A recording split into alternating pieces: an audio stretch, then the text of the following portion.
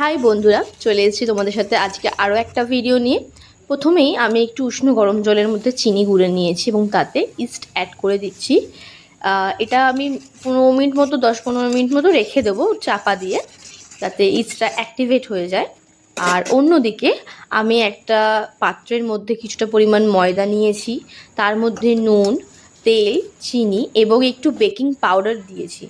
আর যে ইস্টের জলটা ছিল সেটা দিয়ে একদম শক্ত করে ডোটাকে মেখে নিয়েছি। আর সেটা রেস্টের জন্য আমি রেখে দিয়েছিলাম 1 ঘন্টা। তো তারপর আমি ডোটা থেকে লেচি করে নিয়েছি এবং দেখতে পাচ্ছ আমি সেটাকে বেলে দিচ্ছি। তোমরা বুঝতেই পারছো যে আমি আজকে ঠিক কী বানাচ্ছি, নানপুরির রেসিপি। তো হ্যাঁ, আমি টক দইটা আজকে ইউজ করিনি, তোমরা চাইলে কিন্তু টক দইটা দিতে পারো। আমার কাছে যেহেতু ছিল না তাই আমি দিইনি। তো দেখো, এটা ভাজাটা দেখো কত সুন্দর ফুলেছে, আর কালারটা দেখো।